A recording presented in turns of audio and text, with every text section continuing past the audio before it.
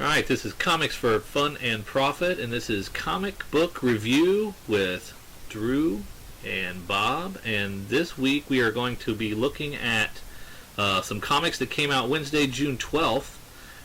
First of all, Batman 21, Superman Unchained number 1, Savage Wolverine number 6, Avenging Spider-Man number 21, Nightwing 21, The True Lives of the Fabulous Killjoys number 1, Thumbprint number 1, and Walking Dead 111. So there's got to be something in there for everybody.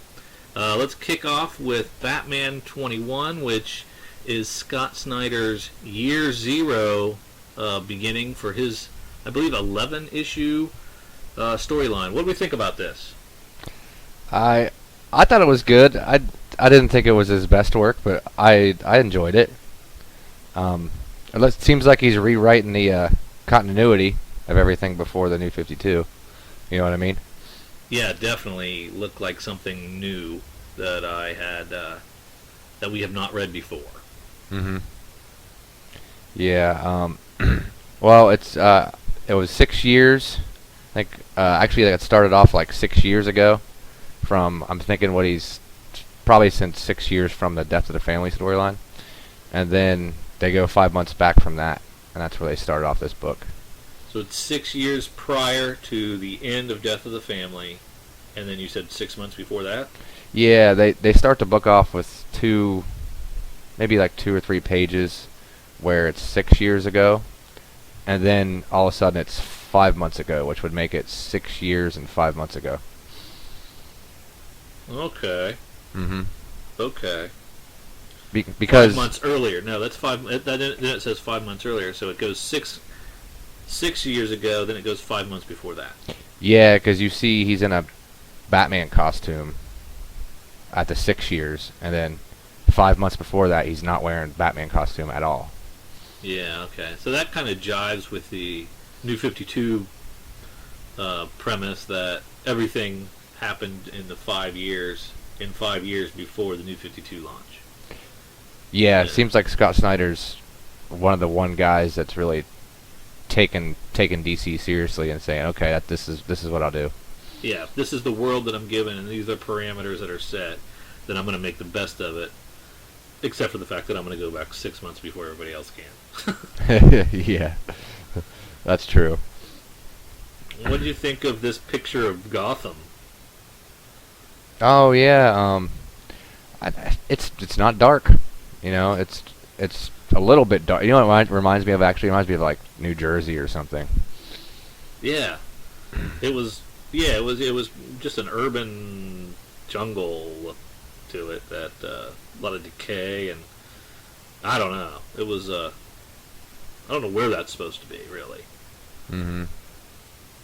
Yeah, the thing that I thought was interesting that I did not expect was the prosthetic masks he's wearing. He's not wearing the Batman cow. He's not wearing the cow yet. It's 5 months before he's wearing these prosthetic masks. Yeah. Yeah. Okay.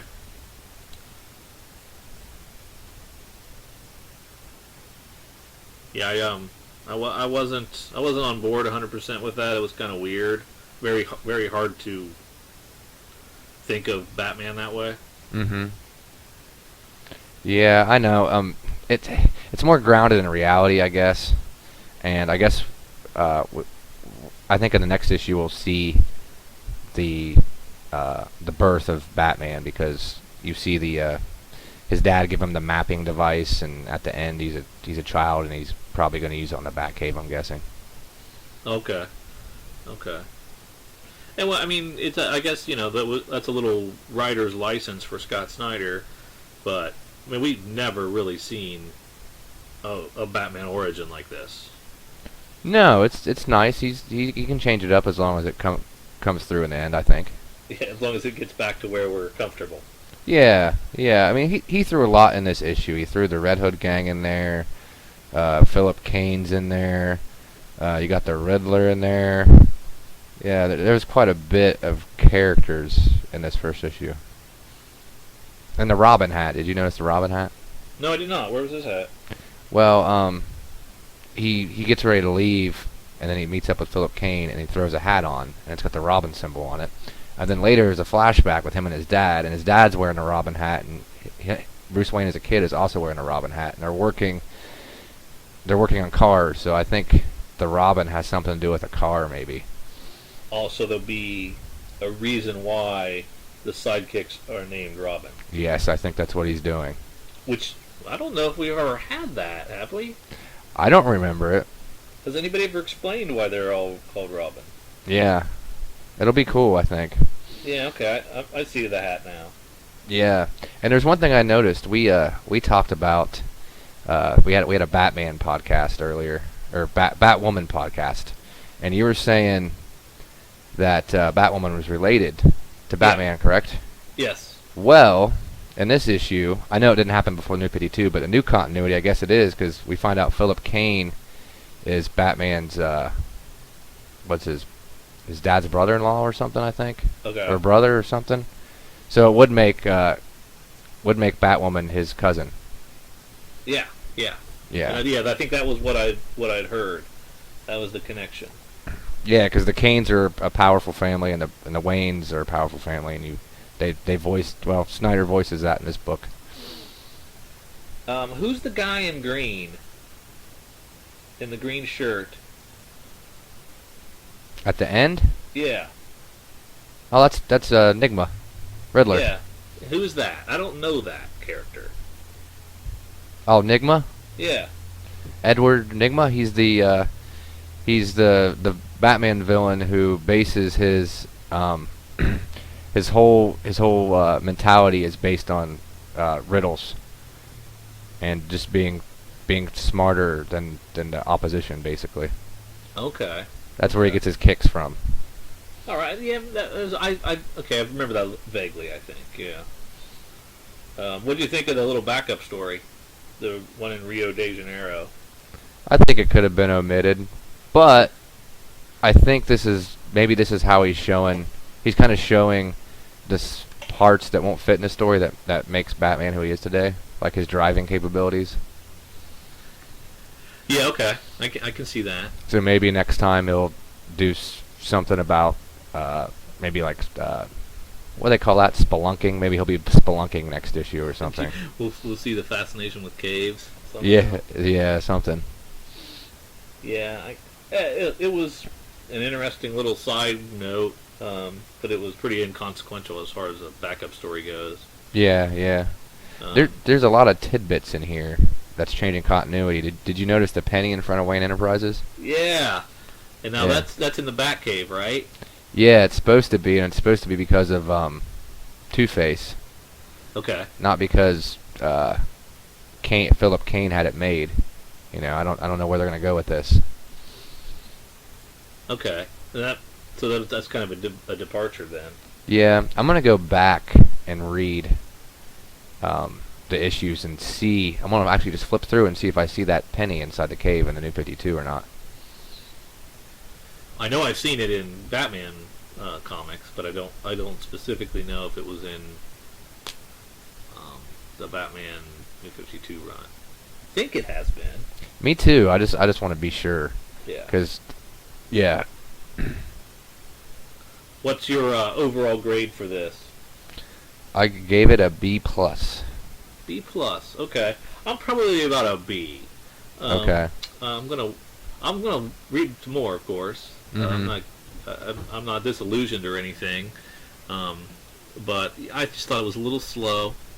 And are you getting the director's cut version of this that comes out next month?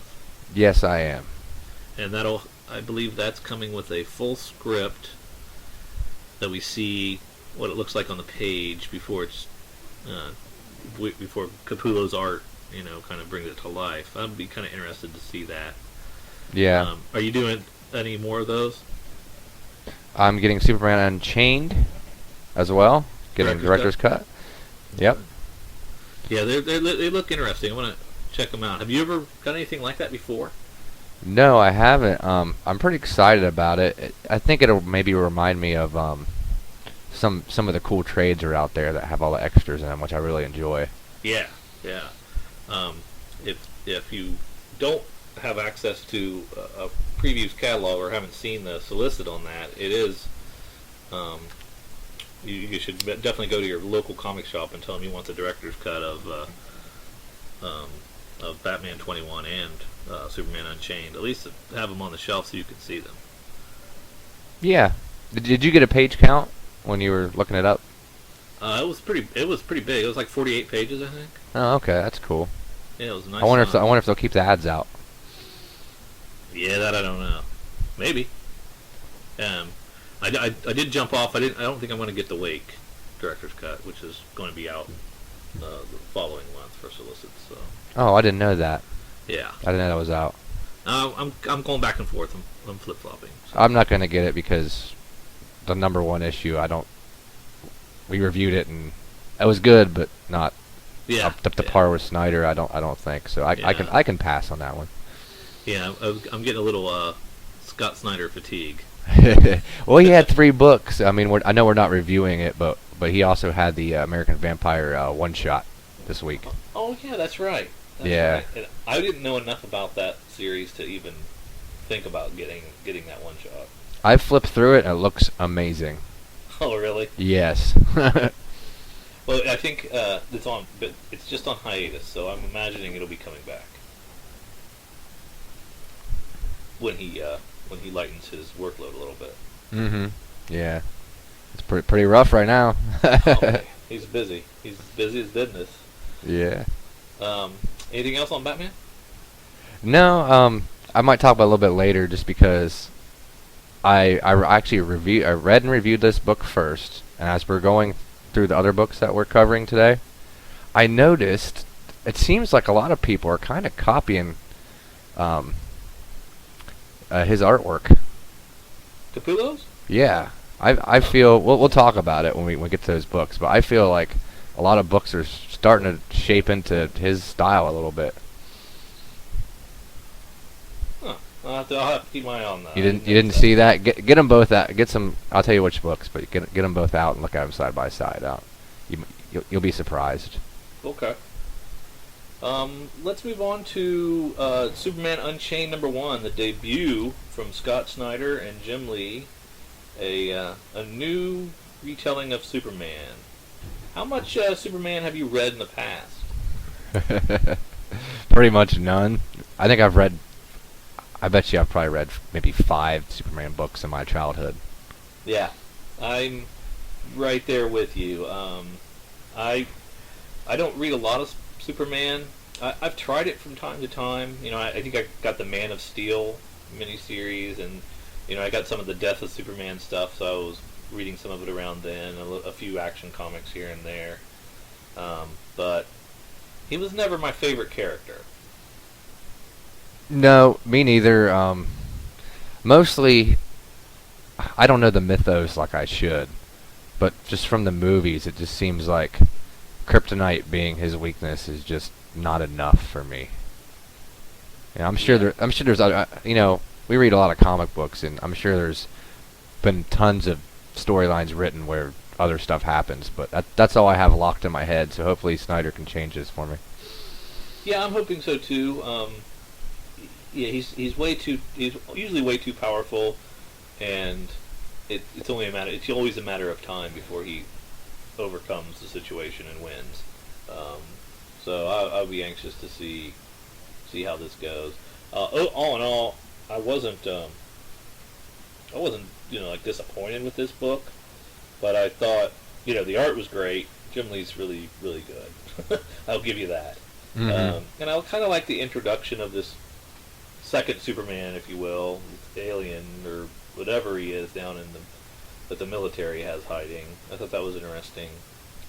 I don't know. I don't know what to say except it was okay, and I'll probably read at least 1 or 2 more.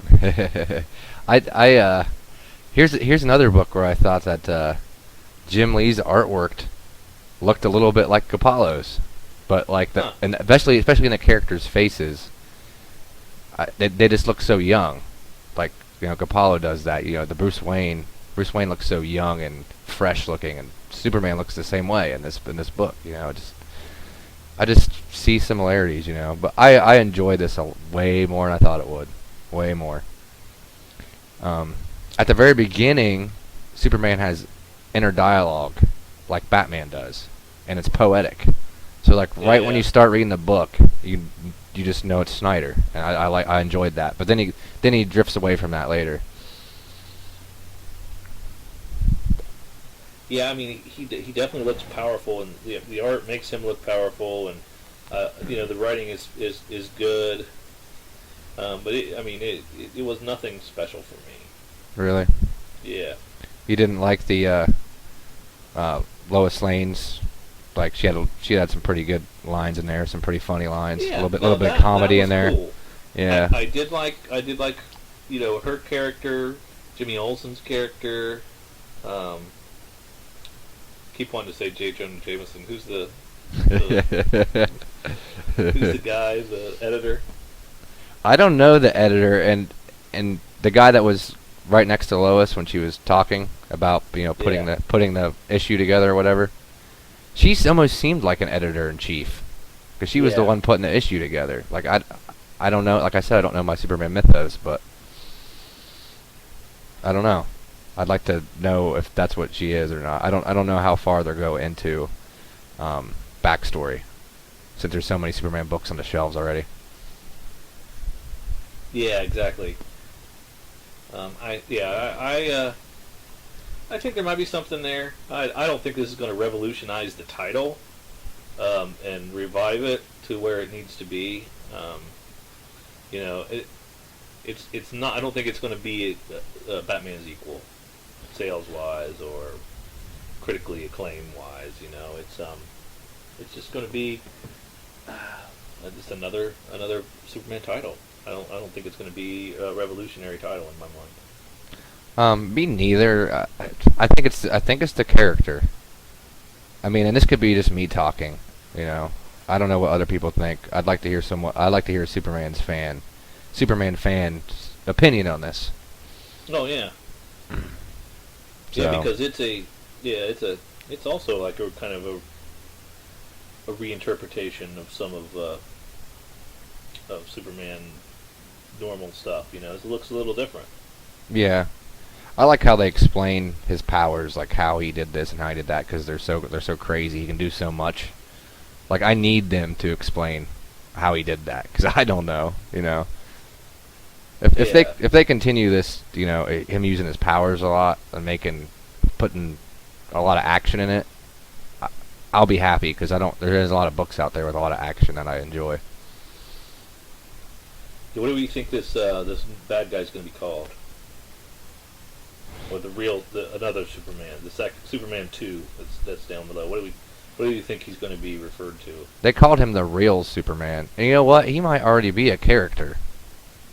He might be a popular character that I don't know his name. He might be a popular Superman villain. I got a feeling he's got to be a Scott Snyder creation. He's like a Court of Owls for Superman. He's an owl. That would make perfect sense. If he's an owl, I'm done. No, he's got kind of like almost a star on his chest and like a burning star on his chest. I don't know. I'm not really sure exactly what he's all about. Yeah, he looked cool.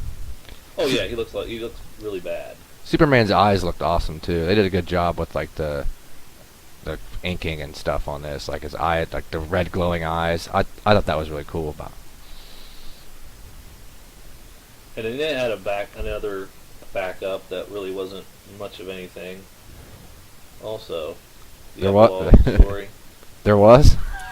Did you read a little epilogue story with it was on the shrimp boat or the fish boat? Caught the dead body. What? I didn't see that. You just ended it with the picture of the bad guy? Yeah. I don't know. I don't know what happened. I didn't see that. And then it goes on for like 4 or 5 pages of an interview with Jim Lee and Scott Snyder about their work on Superman and what they thought about it. So yeah, it ended up being like 38 pages, something like that. Huh. Well, you got to take out the Channel 52 crap at the end. I never read those. Oh yeah, they're terrible. I have no We can all intention agree of on reading that. them. Yeah, I'm gonna give this. You know, you kind of won me over a little bit, so I'm gonna go. I'm up to. I'm probably another maybe a B minus now. I was in a C range. Now I think I'm in a B minus. It's just you kind of convinced me that it's a little better than I thought it was. Wow, you were low. I'm at an A. You got an A for it. I enjoyed it thoroughly. Yeah. Like, I got excited because, like, I don't know anything about Superman, and they made him kind of awesome. Like, especially at the beginning. You know what I mean? Yeah. So, I'm excited to see what happens. I think that's why I give it an A, and the artwork blew me away.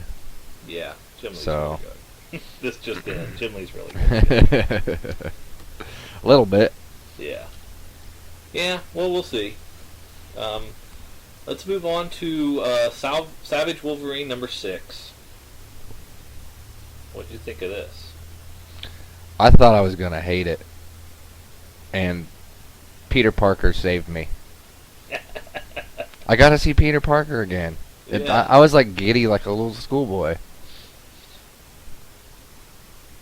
Yeah, a little Elektra in there. Yeah, and the art was awesome in this. Elektra looked good.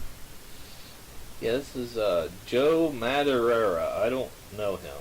Yeah. Well, I officially like him. Yeah, yeah. And Zeb Wells is not a bad writer. Now, did you read the first 5 issues that Frank Cho did? No. And I guess it doesn't matter. It doesn't seem to matter. This is a new story arc, so it's fine. But his stuff was really good also. So I'm kind of anxious to see where this goes. I didn't like it as much as I liked the Frank Cho arc, but I did spend 5 issues with that, and this is only 1. So, of course, it's going to pale a little bit. I really like the way I like this guy's take on Wolverine. He's stubbier. He's more wild-looking, you know. Mm-hmm. Because some people draw him just like a regular dude with flaws, you know. Yeah, I like him Yeah. hunched over. I like him hunched over too. I think that was cool. More animalistic. Yeah. And if you've read a lot of Wolverine or Avengers, there's some tidbits in this book that made me smile, like him getting in the fridge and getting a beer in the Avengers mansion. You see that in a lot of books, and it's Yeah. kind of cool. Like Yeah. he's in the fridge, he's getting a beer. It's Wolverine. And so this is taking place outside of current continuity, Yeah, Right. which is really cool. because that's not Doc Ock talking to him. Yeah. Well, no, this isn't outside of continuity. It's before continuity. Before continuity. Because these stories have happened. Like this, we go into Bullseye's body, which if you read Daredevil, that's kind of where they're at right now, and now in Daredevil. Yeah. So we're kind of seeing what happened in the background, in the what they call that, in the invisible panels of Daredevil, which is kind of cool. Okay. I didn't read it that way. That was what they were doing. Mm-hmm. I thought it was just like an alternative timeline that happened, but it didn't really have a pinpointed continuity of when it was occurring. Oh, you didn't read the cliff notes at the beginning of the book. I don't think I did. Yeah, it says, "Don't worry, this isn't out of continuity. This just happened 12 months ago or something, or 8 months ago or something like that." Oh, okay. Yeah, yeah, which is neat. I was like, oh, I read Spider-Man, I read Daredevil, but I don't read Wolverine. But now I'm getting it anyways. Yeah. And yeah, it's always nice when it keeps us from getting all uptight about continuity. Then. Yeah, and Peter Parker was hilarious. Yes, he was great. He chopped up Wolverine's bed and said he was going to sew the sheets for him, like a seamstress. I thought that was cool. So, and in Cho's run, do they make him? Is he like that killer? Is he like fighting with the fact that he's really a bred killer? Yeah, he kills some stuff. That's in the cool. first 5. I'll go back and read it probably, since you said you like that better. And I enjoyed this book, so. Yeah, it was a little more whimsical, I guess. It took place, in the Savage Land, and so it was. That's what I thought Savage Wolverine was going to be, all taking place in the Savage Land. So Wow. this was a real departure for me of what I thought was coming. It took a 180. This is like there's a Yeah. lot of comedy in this book. Yeah, and I mean it's good. Mm-hmm. And yeah, and then I thought Cho's run was pretty funny. Yeah, a lot of really funny stuff in it. Oh, it did. Okay. Yeah. Yeah. But it was, it had some bloody stuff too. Mm-hmm. Killed a lot of people. Well, Wells is usually funny. Like he's got a lot of funny stuff because he's done Spider-Man plenty of times. So.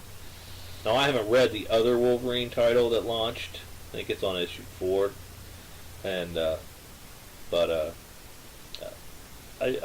think I might have picked just anecdotally. I think I might have picked the better one to read. Yeah. I'm really liking Savage Wolverine. I'm at like a B plus on this. I'm at a B plus. Yeah. Same grade. Yeah.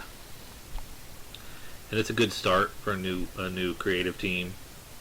We'll see where it goes. I agree. All right, let's move on to our friendly neighborhood Avenging Spider-Man. This was cool. We got a little Punisher action. Yeah. We got old Yost in there giving old Spider-Rock some comedy. Have you been reading Avenging all the way up to this?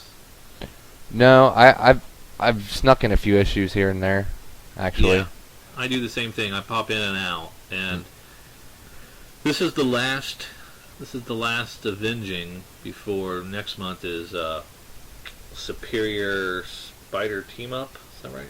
Superior Team Up, something like that. Yeah, they said at the end of the issue. And it looks to be kind of this vein, him and somebody else, and what that interaction is, and what the story, kind of that comes out of that. That's cool. Yeah. And I think those would be something you can pick up when you like the other character that's on there, maybe, or dabble. I don't think it's something you have to read all the time. Yeah. I'm not a fan of team-ups. Going into this review, I was like, I'm already going to knock it down a grade before I even read it, because it's a team-up. It depends on how they're handled.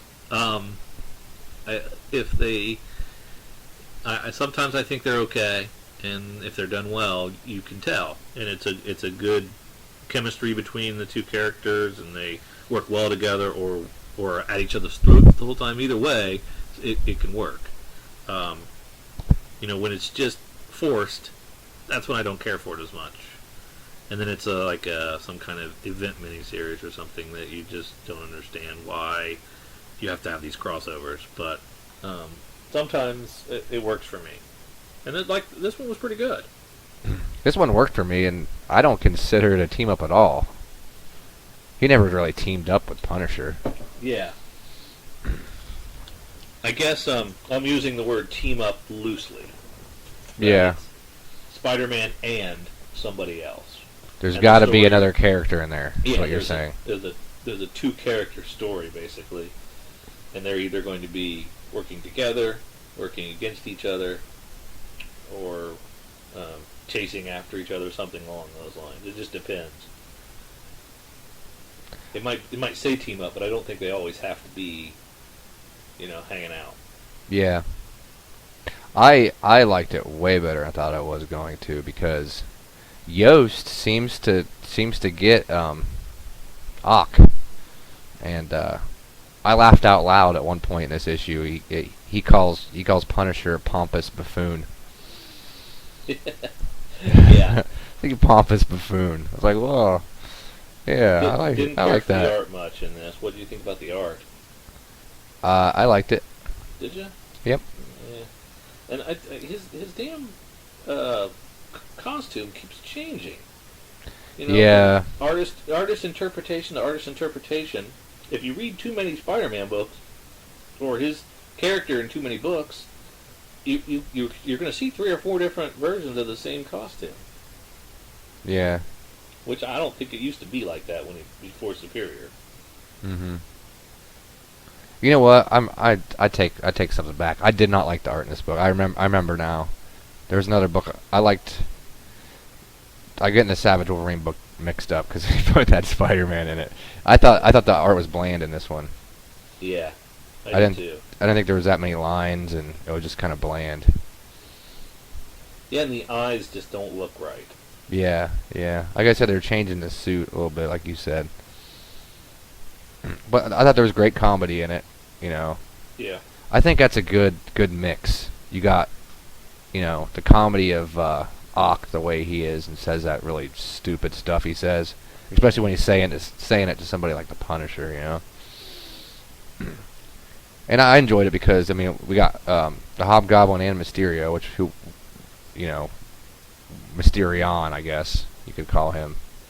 Yeah. But these are characters I love, so these are And he villains I grew up with. purchased the right, like a franchise. Yeah. Mysterio or something. Yeah. I feel like I've seen that done before, but I can't remember where. And it's been. I think it's come up before. You know what? I think Slott did it. I think. I can't remember. I think it was in a Spider-Man book. I'll tell you that much. Yeah. So. Now the final scene of the book, we have characters that are in some kind of stasis, and Spider-Man's just sitting in his chair staring at him. Are those just images? Are those them captured? What's the deal? Well, you're the one that told me this. You said that he was collecting the original Sinister Six, capturing them.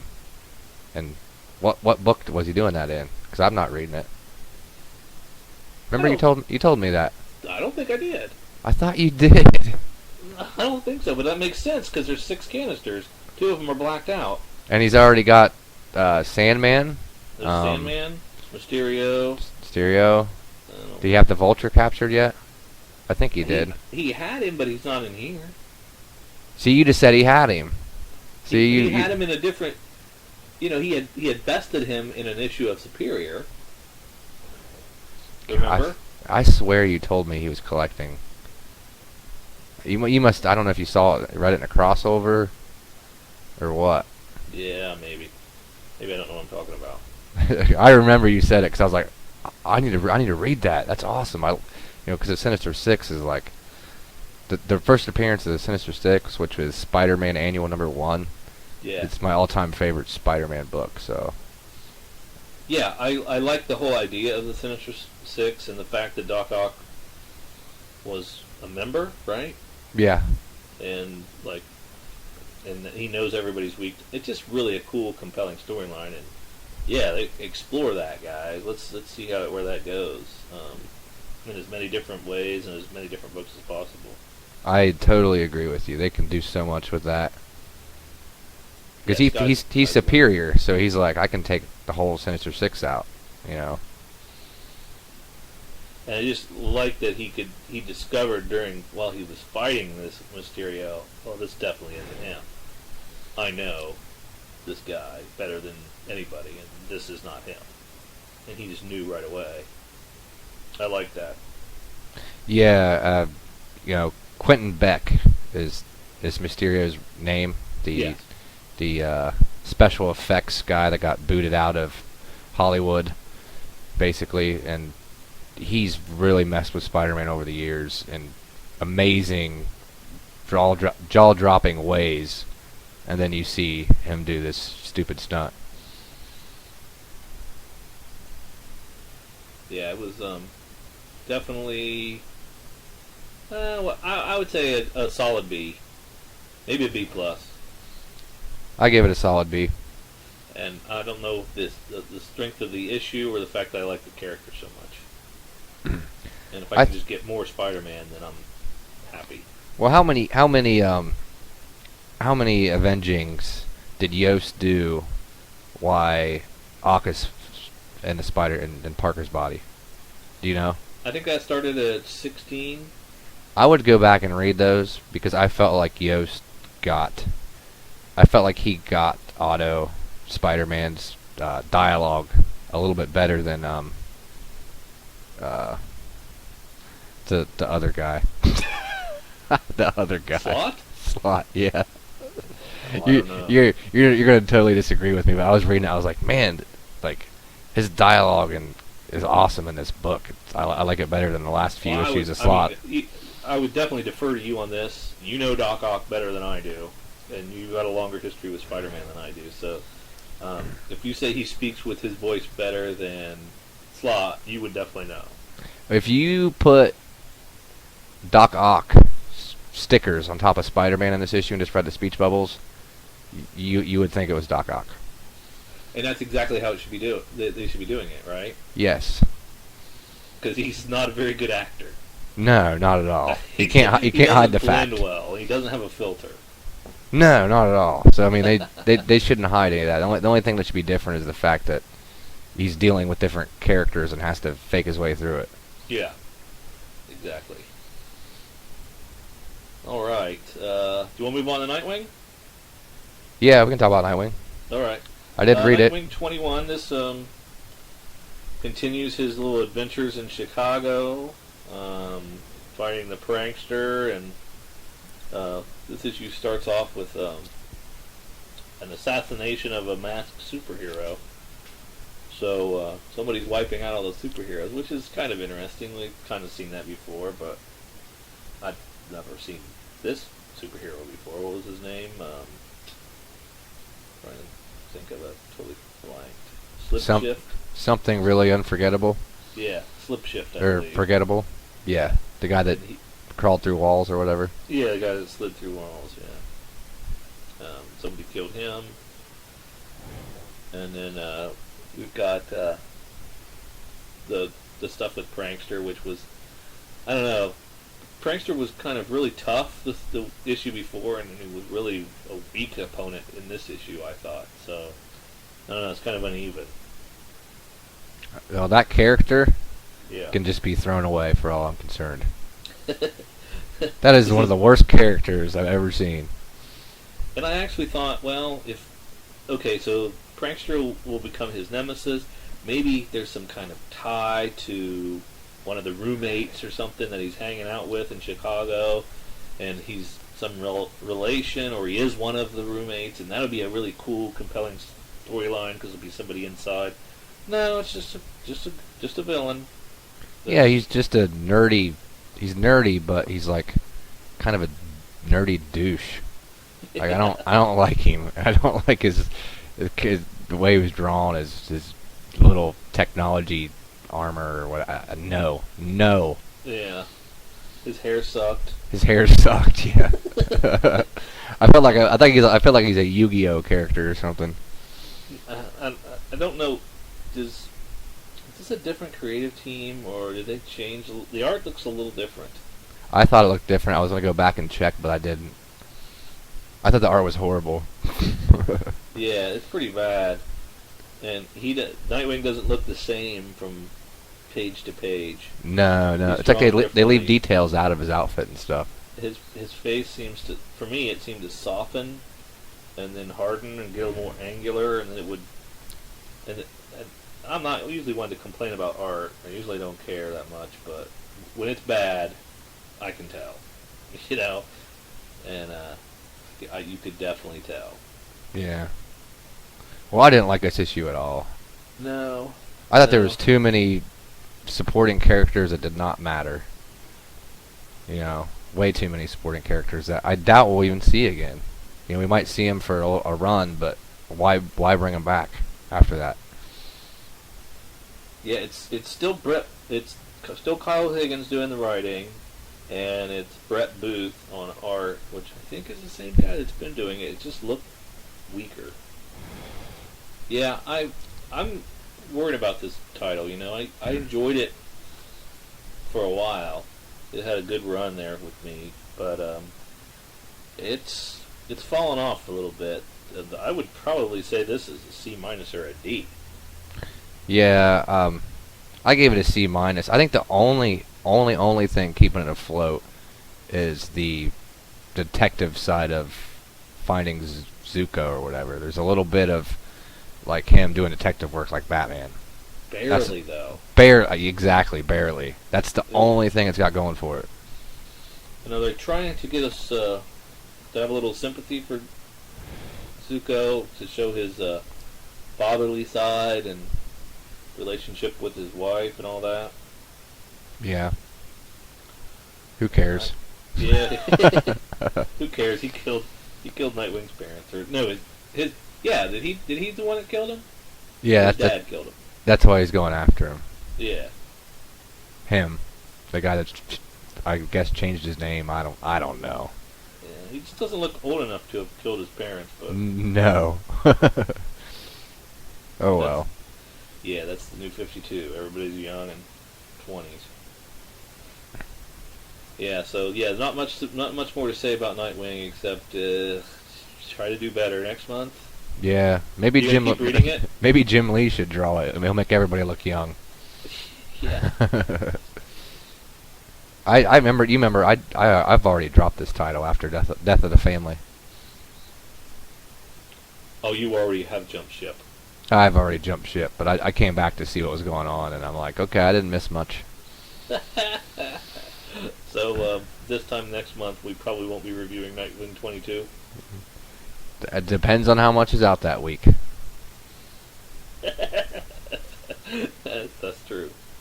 Now let's move on to True Lives of the Fabulous Killjoys, #1. This is a is this Image. Oh no, it's not an image. Wait, I didn't write it down. Dark Horse. Whoops. Dark Horse.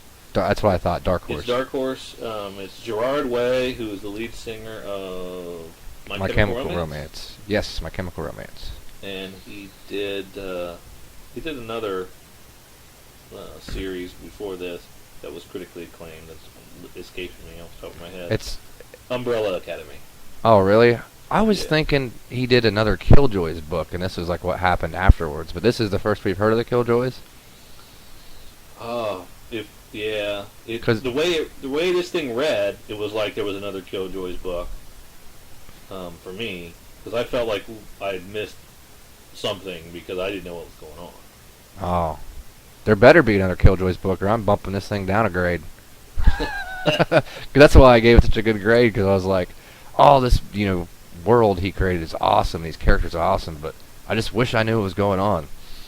Yeah, that's exactly what I was doing the whole time. And I'm pretty sure there wasn't a Killjoys, .1 so you could find out what was going on. I think you'll get dribs and drabs of the backstory that you're supposed to just infer from this issue. I think you'll get dribs and drabs of that as the series progresses. Yeah, I was thinking something totally different. Do that so unclearly that I can't tell what the heck's going on. Yeah, you know what I thought? Since the title is called The True Lives of the Fabulous Killjoys. Right. Since it's such a long title, because comic book creators do this a lot. I thought there was like maybe just a book before it called The Killjoys, and then it was so popular that later they came out with this to show what happens afterwards, and that's why the title is so long. But I guess I'm wrong. No, and if that happened, then I'll eat my hat, because I'm pretty sure this is just not written that well. Yeah. You're not given enough information to get invested. Yeah, I was at a loss a lot of times trying to piece together. Well, okay, what do you? I wonder what happened with this character. I wonder what this character's been through that they're referring to. Well, I wonder what that means. And sometimes a little bit of mystery and intrigue's all right, and it can be compelling. But in this case, it was just muddy. Yeah. Well, it was more than the characters. I mean, it was the world more than anything. The world and the sociology of the city and the people are so different, so interesting, but you really don't know why. No. Yeah, I felt that. Yeah, I don't really know why I would care about these people. I don't know if I want to read any more, really. Yeah. I liked the art, and you could tell it was written by like a rock and roll singer. Dude, the very beginning, like the whole first 4 panels was just dialogue from the DJ, and he Yeah, was like the he was like radio. he was like rhyming the whole time, like he was singing a song. Yeah. I was like, that. I mean, is he writing this book for music fans? I Like don't know. like emo fans? Because it seems like it's directed towards them. This whole book is directed towards like emo fans. Yeah, a lot of those type of hairdos too. Yeah. Characters. And then they throw in the vampire kind of things, which is another emo thing. You know, I listen to My Chemical Romance, and they have like a song about vampires. You know, they like vampires and stuff. So I can see the connection, Okay. like big time. Same way when I read the Coheed and Cambria books, I could see the connection. That was different though, because his music is the comic book.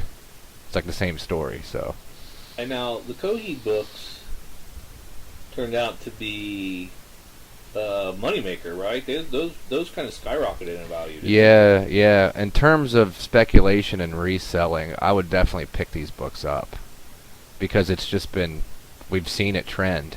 You know, it's happened before, time and time again. I wonder if his Umbrella Academy books are worth anything. I didn't check. I bet you they are. Mm.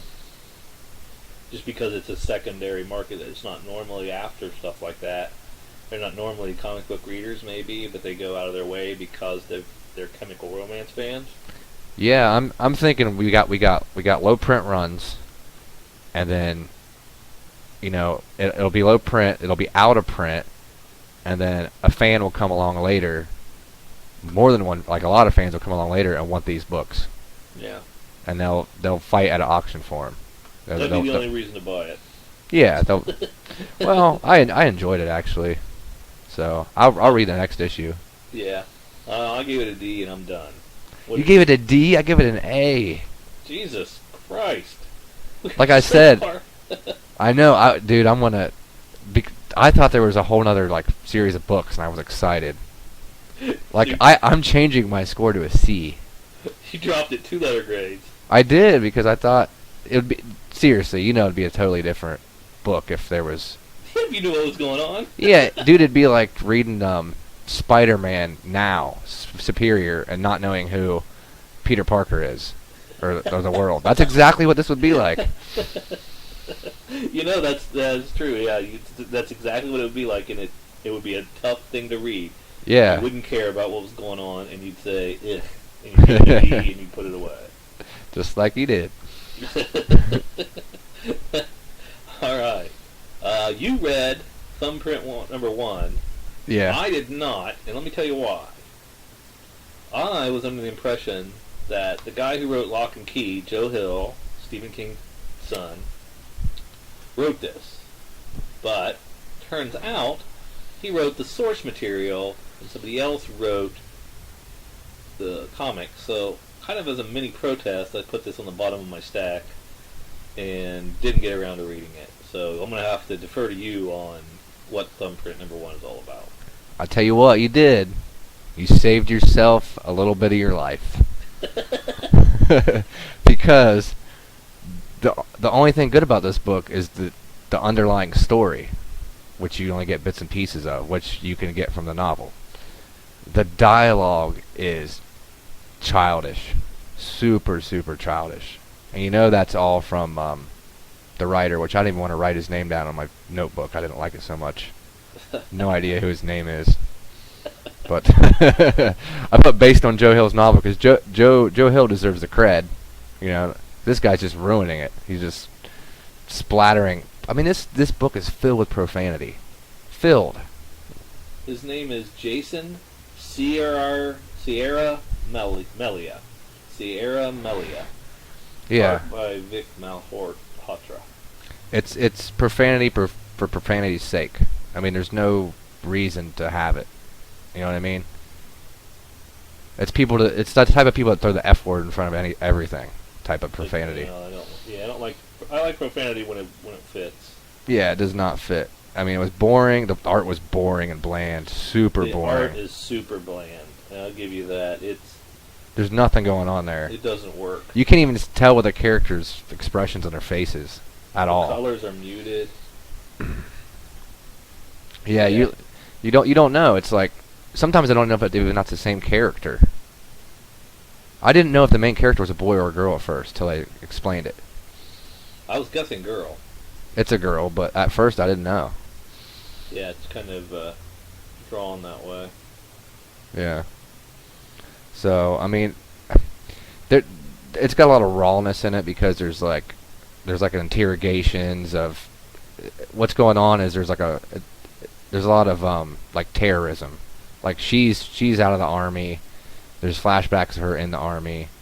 She gets back into the real world, and someone keeps putting a piece of paper with a real thumbprint, like not a copy or a print off. It's like someone like with ink and putting her thumbprint on a piece of paper.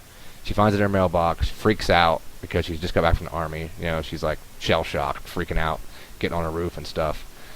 And then it happens again, and she finds it again, and she's just cussing up a storm at nobody, like the whole issue. And that's it. That's your issue. Well, there's 20 minutes of my life I'll never get back. Yeah. So basically what you got out of the book was, it's called Thumbprint, right? Well, now you know why. Yeah. That's it. So what's your verdict then? D minus. D minus. Yeah, I don't know. It's gonna be tough for me to pull that up out of the bottom of the sack now. I might just go on to something else. Yeah, I read a review somewhere else that gave it a good score, and I wanted to find them and beat them in the face. Not that Comics for Fun and Profit endorses violence against other reviewers, but sometimes they need a punch in the face. Yeah. Wait, I didn't say their name. I just said they deserved it. Anything else to say about Thumbprint? Yeah, buy the novel, not the comic book. The novel's much cheaper, anyways.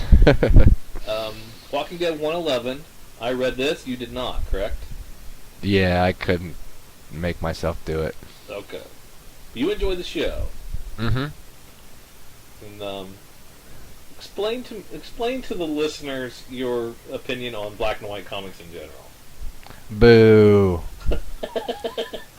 I feel like it's a cheap shot, because I know how much ink costs. You know how much money they're making off this book? You know how popular it is, right? Yeah. They're making more money. Think about it that way. They're making way more money because it's in black and white, number one. Plus, it's just, I don't know, I just feel like I'm being cheated, honestly. Because they're saving money that they would normally be making on ink? Yeah, dude, I know it's black and white because it's a zombie book, and Night of the Living Dead is the ultimate zombie movie, and it's in black and white. I get that, alright? I understand. But I'm still not on board. Well, I can't really give you a compelling case to be reading Walking Dead, the comic book. It's basically a much different storyline than what you're used to on the TV series anyway. I have read them all, so I'm invested. I'm 110 issues in, so I'm not going anywhere. And I think we've talked before about Kirkman, my love-hate relationship with Kirkman, and he's the one that got me back in the comics anyway. So I'm in it for the long haul, no matter what. But yeah, this was another issue where not much happened. A little bit happened, Guy got killed, and some chess pieces were moved around the board for this impending battle that's coming between the really bad guy and the not so bad guy. So it's heading in that direction. As about 12 issues ago was when we started moving in that direction. So I would hope in another 6 months or so we'll get to this battle and get some closure and then move on. But yes, it's just a slow burn, and it's not for everybody. Yeah, I can jump in and read comics, and I tried to jump in at issue. This is 111, right? Yes, this is 111. I tried jumping in at 109, and I read 109, and I tried reading 108. I couldn't do it. Who is the guy with the dreadlocks that trains the sword fighting? Ezekiel. Okay. He seems like a cool character, but He was just introduced a couple issues ago, and yeah, he's pretty cool.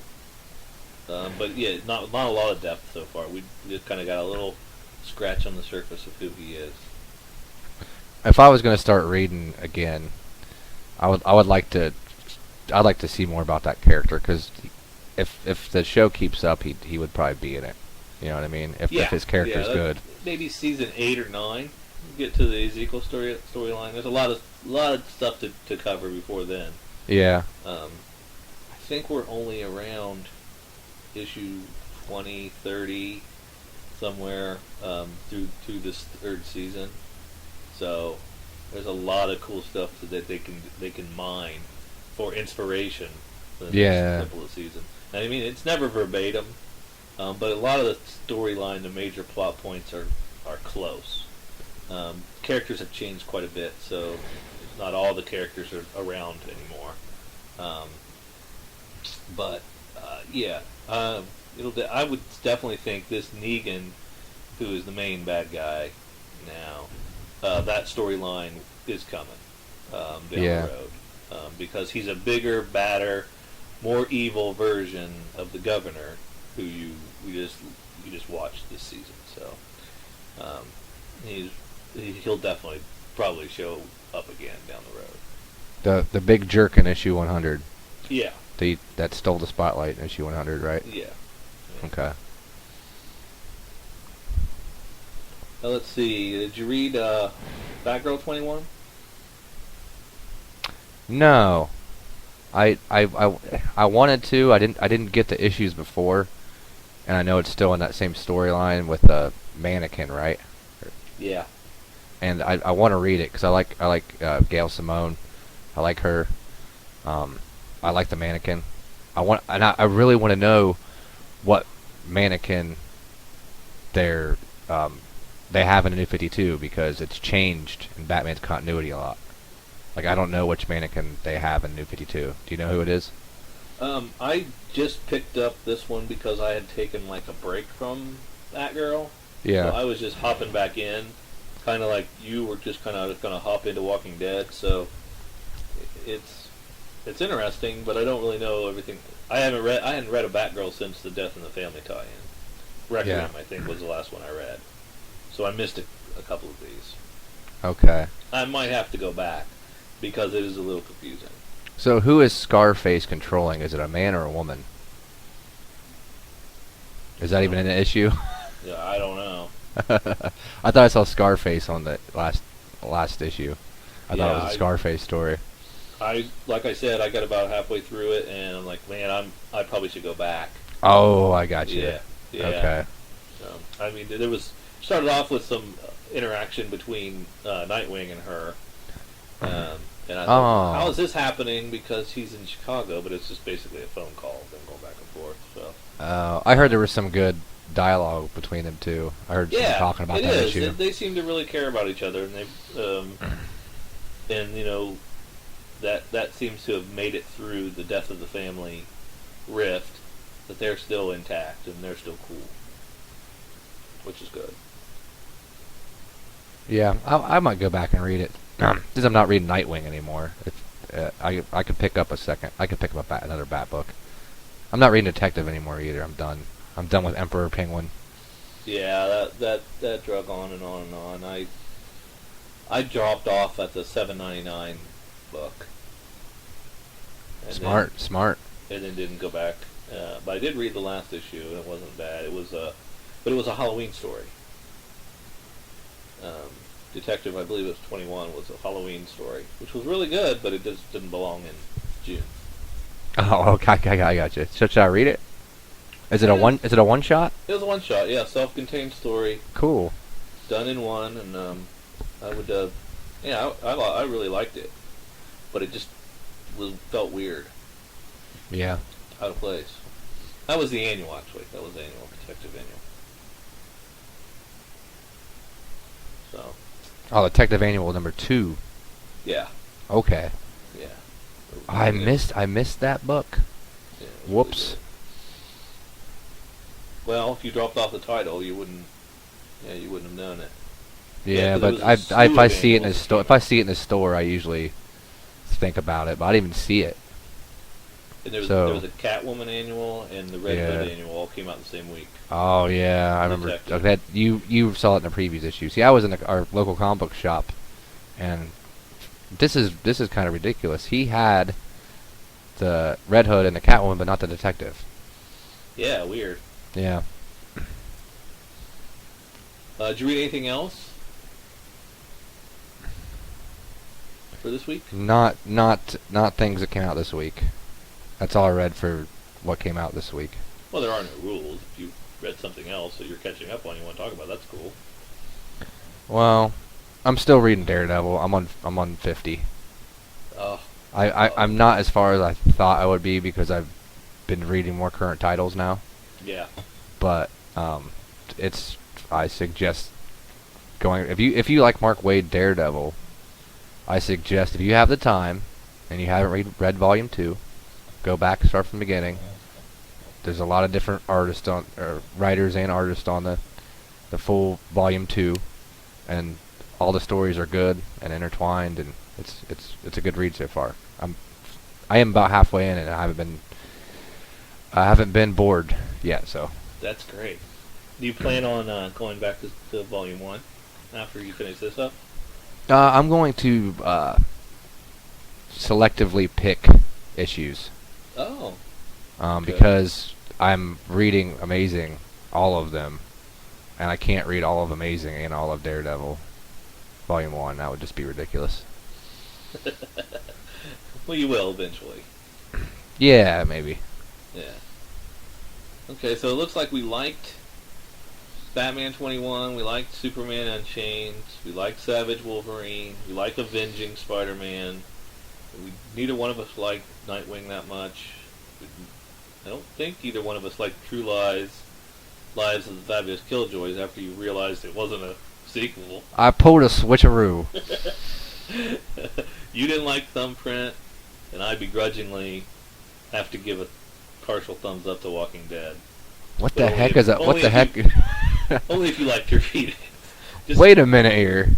We do letter scores. What's this partial thumbs up? Are you like Yeah, I'm are you like like- Roper or something over here? Yeah. Are you Ebert? Well, God rest their soul. They're dead now. Yeah. What would I have given? I don't even think I gave Walking Dead a letter. You It would didn't. have to be a C.